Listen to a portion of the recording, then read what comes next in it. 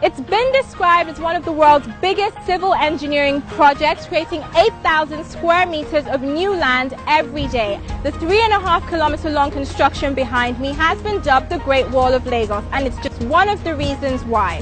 The Eko Atlantic City project has been developed to meet two of the needs of Lagos State's Victoria Island: space creation and vital protection from the ever-encroaching shoreline. Now, as the project reaches its halfway stage, we find out what this milestone means to the development and what to expect next. Work on Eko Atlantic has now created an impressive 5 million square meters of land that had been lost to over 100 years of coastal erosion, with approximately another 5 million square meters to go until the expanse of the project is completed. Although still underway, Eko Atlantic is already viewed as a success, highlighting the benefits of public-private partnerships. Phase 1 infrastructure development like roads and drainages are now underway. Eko Atlantic's executive chairman Ronald Shagari is one of the visionaries behind the new city for Lagos, which is privately funded and fully supported by the federal and state governments. He shared with us the legacy that he expects Eko Atlantic will leave on Lagos State. We pray it will be the future financial city of Africa, economical and financial city of Africa. That's what we believe will be the legacy. Let's say by July, August this year, you can drive on the street, you have your street lighting, you have your water available, and by the end of the year you have your sewage operational, everything. By mid-2013, Eko Atlantic will be ready to see real infrastructure in place, having laid an adequate foundation for drainage, lighting and streets. This is good news for investors who are ready to begin building up the megacity.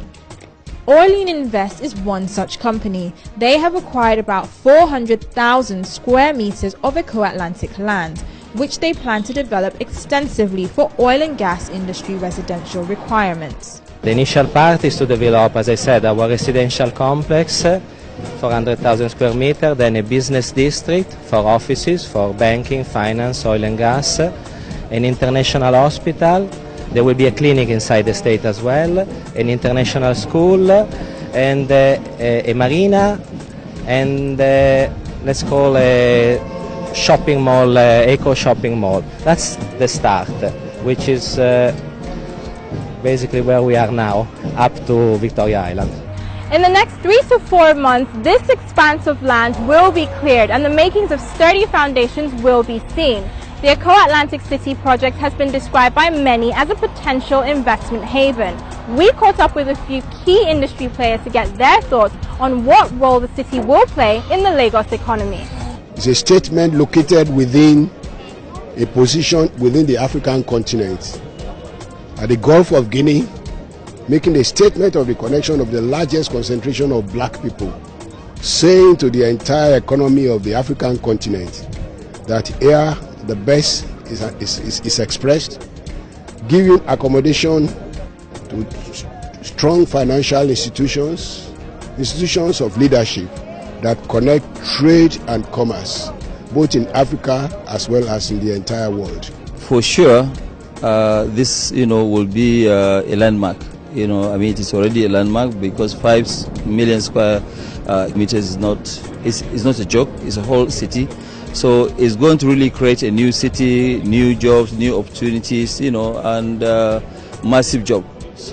When completed, the new city will become home to 250,000 people and another 150,000 commuters. The blend of both commercial and residential planning shows that the project will create a 21st century city that is not only well built, but well organized, sustainable and successful.